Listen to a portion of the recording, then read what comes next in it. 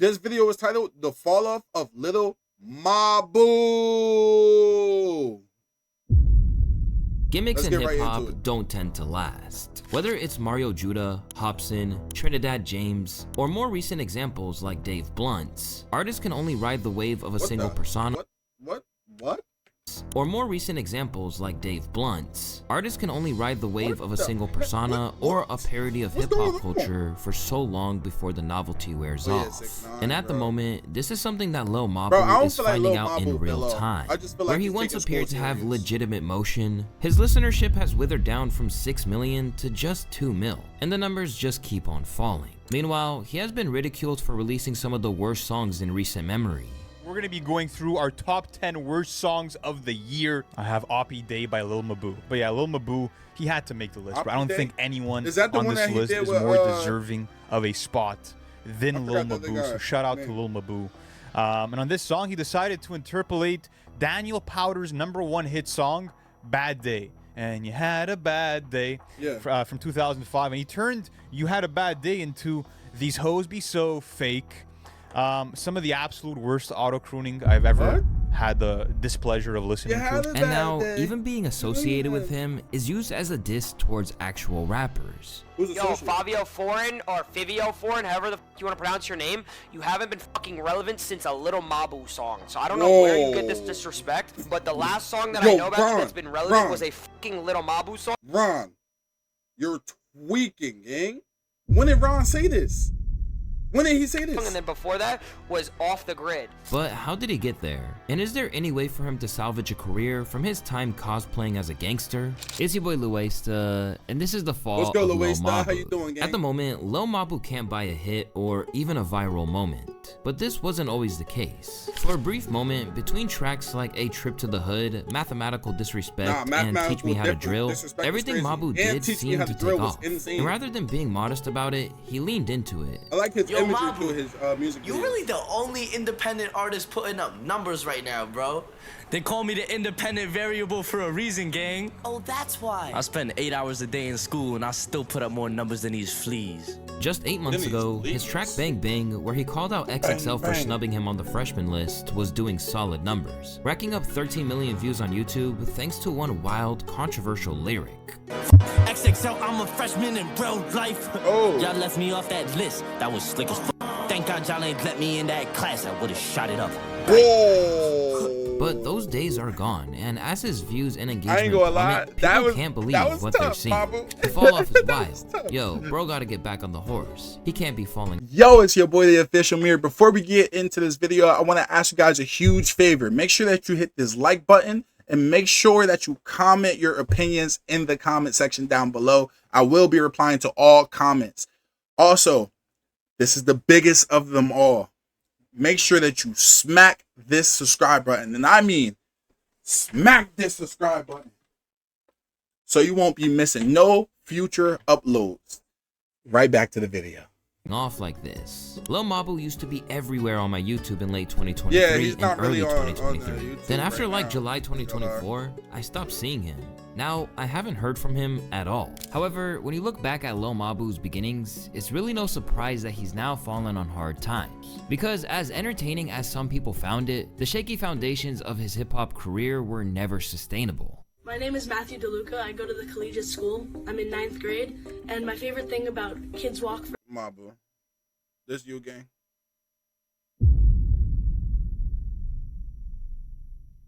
Then you talk about being gangster, shoulda bang bang, but you go to school too.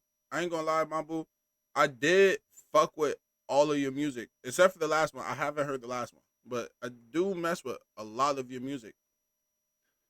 All right, it's catchy, it's fire.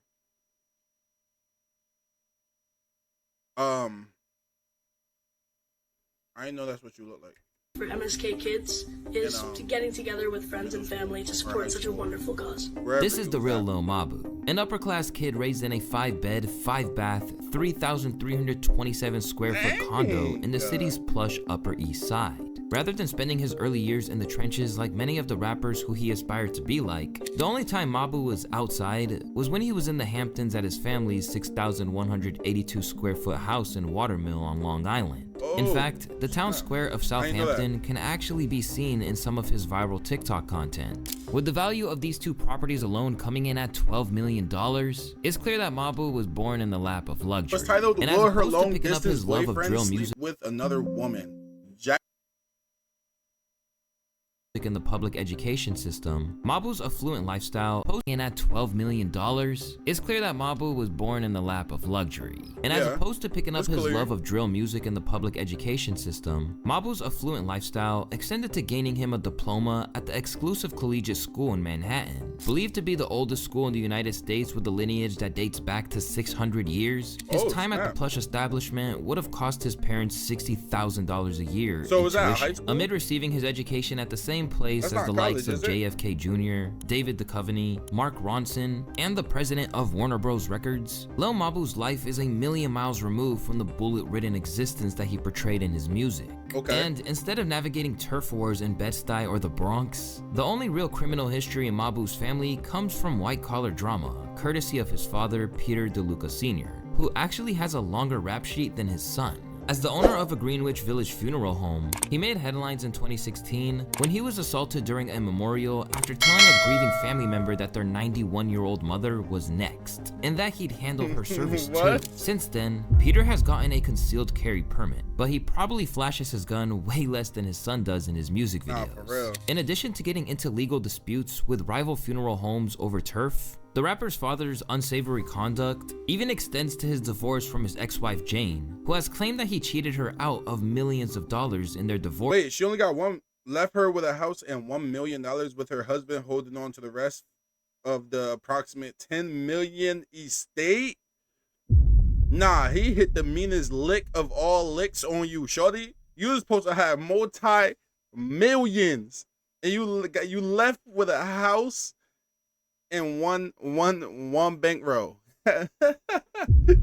Settlement. Back in 2006, Jane, who saw the family's firstborn child, Peter, die in her arms after their apartment collapsed due to a botched repair job and was briefly pronounced clinically dead herself, filed a lawsuit which declared that her husband had conspired with corrupt judges to fix their court proceedings in order for him to win vast sums of money. As for Matthew Peter DeLuca, he began making music at a young age, but it was a far cry from what you're used to hearing from him, and was more along the lines of the melodic output you'd hear from Ian Dior or Kid Laroi. And when he was first pushing his music career, his initial interviews prove how much of the persona is a facade. I mean, first off, I think just my age and just over a short period of time, the progress that me and my fan base have just kind of accomplished. I mean, I've only been in the game for like a year, give or take a couple months, so. Award-wise, you're the winner of the 69th annual Jack Woodruff Memorial Public Speaking Competition. 2 years in a row, by the way. You also won the Jamie Porter Cup for excellence in writing all the way back in 6th grade. You've been noted for your writing for a while, not just in music. Can I read you what the definition of Lil Mabu is on Urban Dictionary? It is used in a sentence kind of like sliced bread. For example, damn, this new rapper Drake is the best thing since Lil Mabu, but not quite as good. What do you think about that? I came after Drake, so I don't know. Oh? Is there a beef? No. Does Lil Mabu have clout? Depends how you define clout. Yeah, that's a good answer. And looking back, the whole thing left a sour taste in people's mouths. Award for writing, but his lyrics are lame and not genuine. All this intelligence, but he chooses to rap about gang violence, spinning the block, and other harmful things. Nah, real talk. Hey, listen, chat. If y'all have talents, right? Well, all right.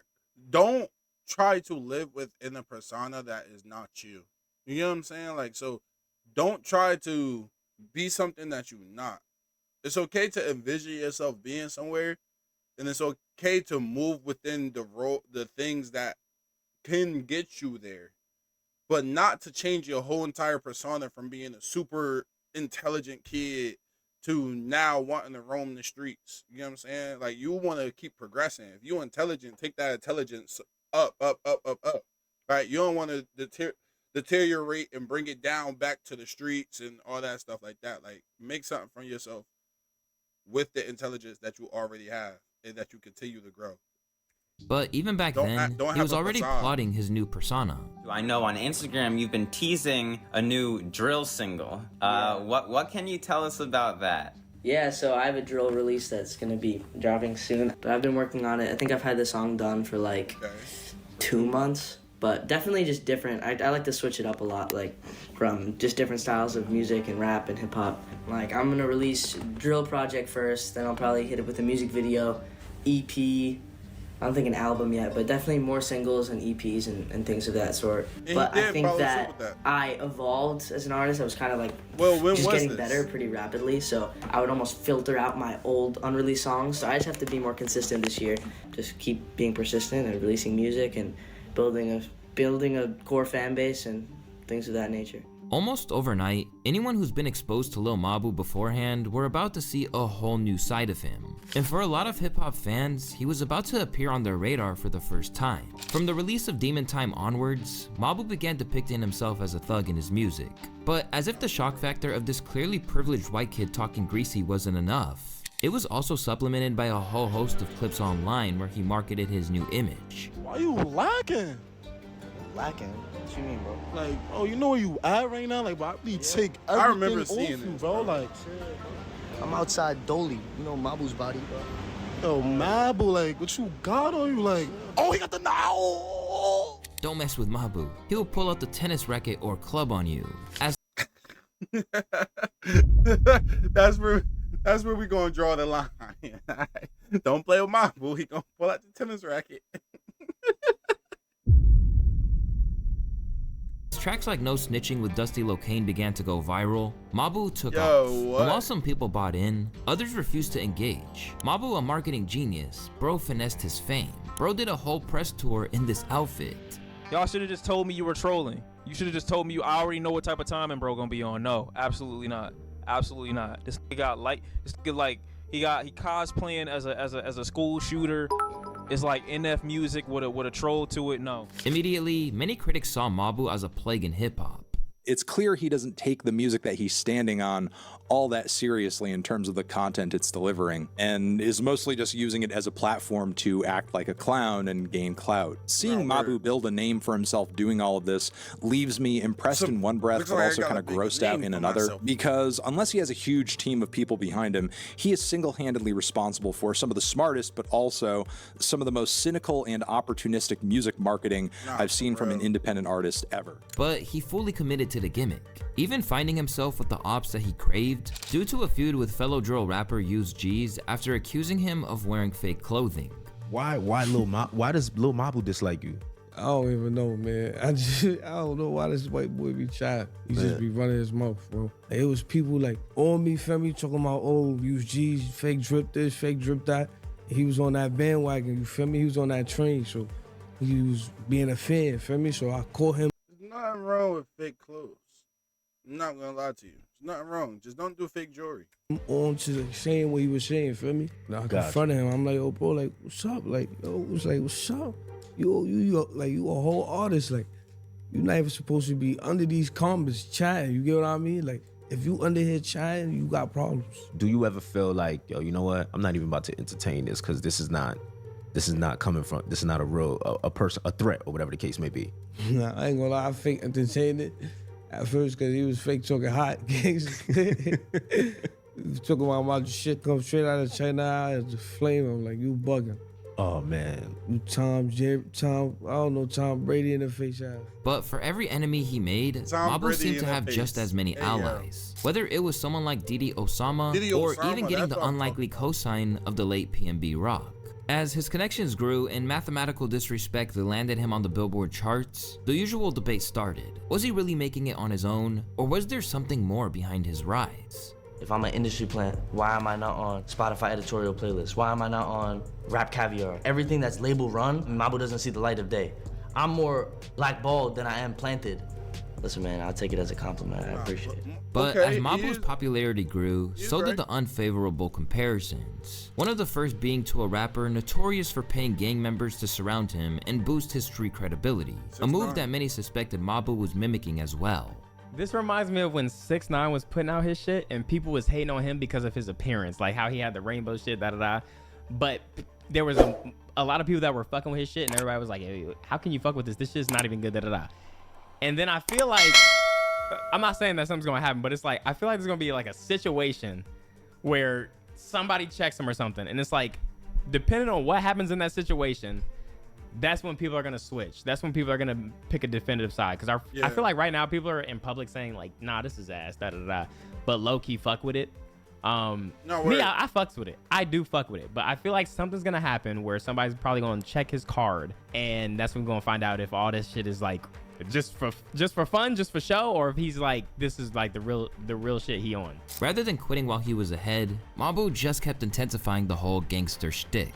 And as is always the case with a gimmick, the effects would begin to wear off, leaving fans no longer interested and irritated instead. Seeking to replicate the chart success he had with Mathematical Disrespect, Mabu landed his next Billboard single by diving headfirst into controversy, clout chasing his way into the drama of one of hip-hop's most toxic couples. On the track Mr. Take Ya Bitch, Mabu calls out Blueface by name, rapping, yes, I took his lady, I like blue faces, so I took his baby. Meanwhile, Krishan Rock's verse also calls out the father of her child, with Rock declaring that, only thing that's broke is my fucking water, gave birth to my kid but I hate his father. To make things even more bizarre, Krishan marked the collab with what appears to be a new tattoo that reads Mabu's pussy just above her private area.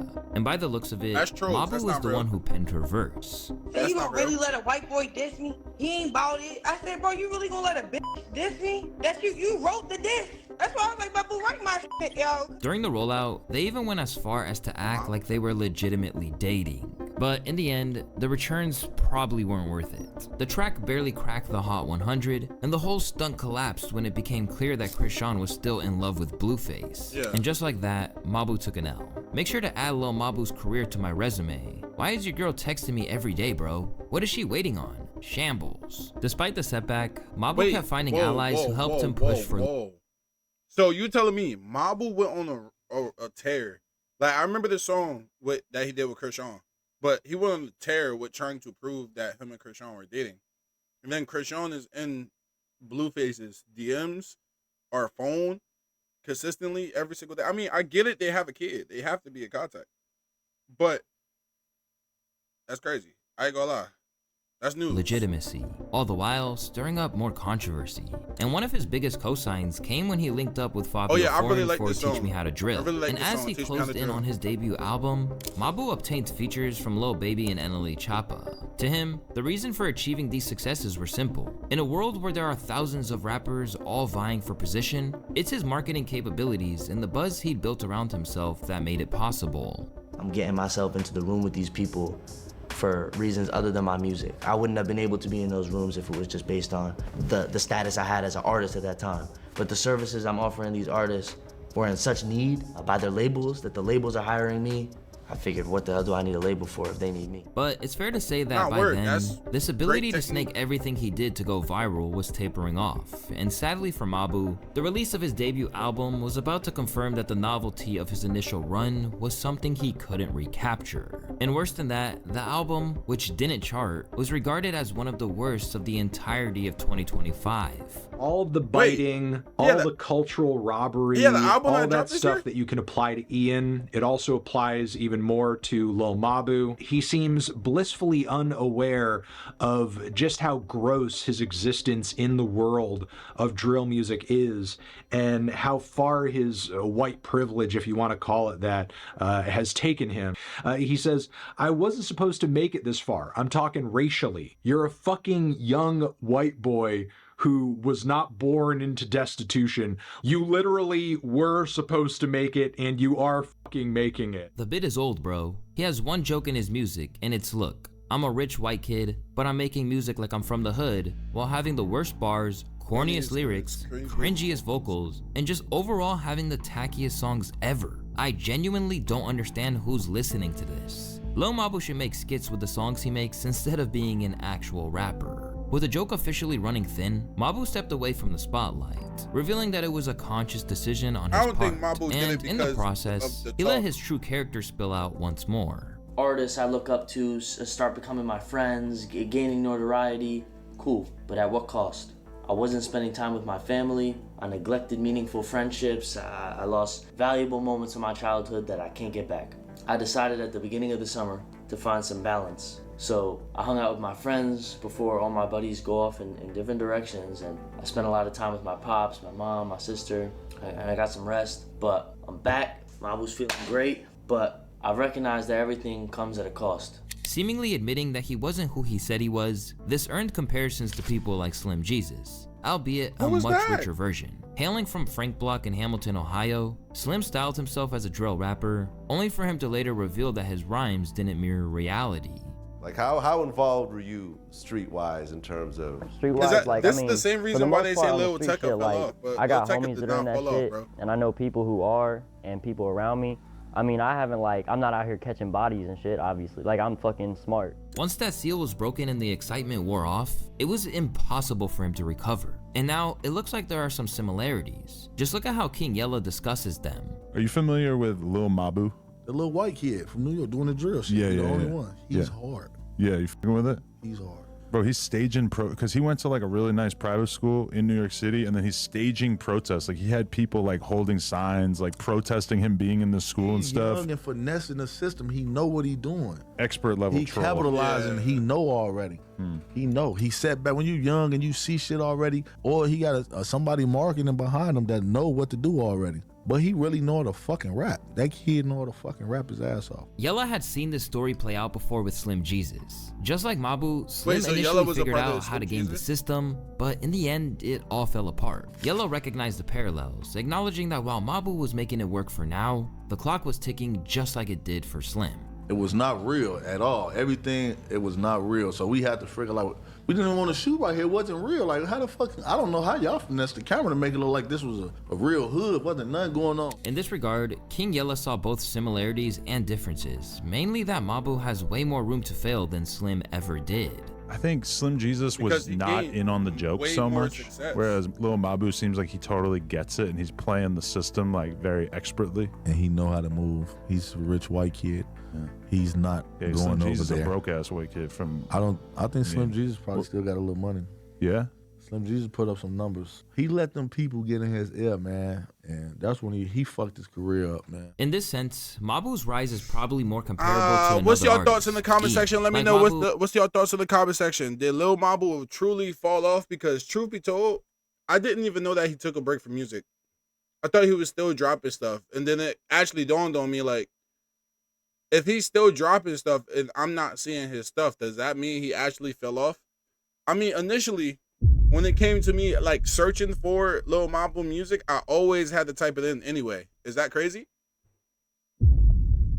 Like, the only place where I used to see him a lot, see him post a lot, is like if Kai Cenat or if a streamer was reacted to his music, he'll post their clip on his TikTok. That's the only time. Let me know what if Lil Mabu fell off in your opinion. I still like his music though. He's a suburban white kid whose music is deeply connected to a culture far from his own experience. And just like Mabu, Ian's time in the spotlight seems to be fading fast.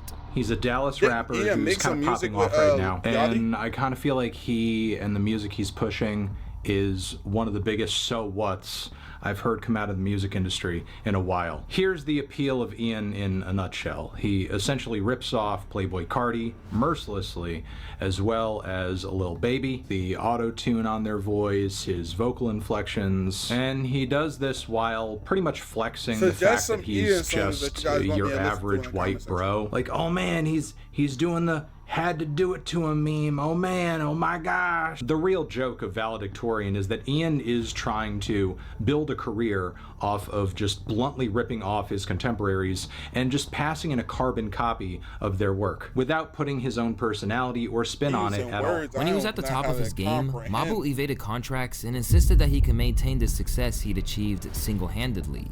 You know, over the summer, I've gotten some crazy offers and deals I could have entered into, but I told them, guess what? I'm going to college. And they looked at me like I was crazy. Mabu, like, do you understand? Like, you're not a regular kid. You need to devote all your time to your career. You need to take the music seriously. Fuck you. Watch this. I managed to do all of it while doing the music thing. So why would I pass this opportunity up now? For what? I can do both. But now he's probably wishing he'd cashed in when he could, as these days, while at college in Atlanta, Mabu already seems to know that rapping wasn't feasible in the long run. Are you at Emory? Yeah, I'm at Emory. Is that where you go to school? Yeah, that's what I Wow, okay, cool. I thought you were going to school in New York for some reason. I did, yeah. I went to college in Atlanta. Nice, man. That's super dope.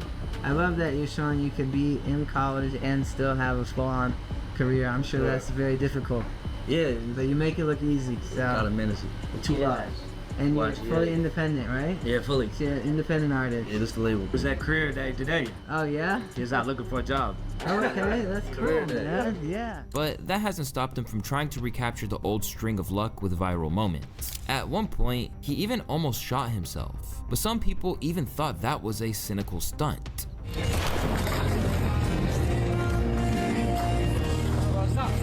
Bro is not Cheddar Bob. All the while, his— Hold on. I've never seen this. Bro, I've never seen this, yo. What? My boy Cheddar Bob shot himself like with his own gun. Yo, wait. The old string of luck with viral moments. At one point, he even almost shot himself. But some people even thought that was a cynical stunt.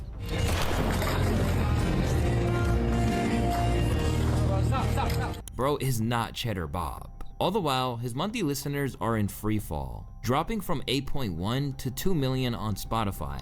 While on YouTube, tracks like Young Kraka and the widely clowned Oppie Day have the lowest views of any of his content since King of the World 3 years prior. Desperate for attention, he's not pretending to be gay purely for clout, and asking his followers if they'd still support him if he was homosexual. But for Mabu, it's not the need for bigger viral moments that matters. The reason why he's failing is due to the lack of authenticity, as well as the overarching downfall of the subgenre. I remember when it was on came with a TikTok gimmick and a good sound, but drill is dying. You can't play a character in rap. It was good shock value, but unless he pivots, he won't make it. Considering he's just 19 years of age, Mabu has every opportunity to regroup. But ultimately, a man of his memes not making it as a rapper isn't exactly a tragedy. While Lil Mabu's time is running out, for Matthew DeLuca, there is no shortage of opportunities. Now at college and with a rich family to fall back on, hip-hop was never the only route for him to succeed, in the way that it was for those drill rappers he emulated. While at the same time, he has been able to do and say things that would haunt a kid from a less privileged background. But for him, it'll be easy enough to be forgotten as he assimilates back into the upper class culture he spent his early life in.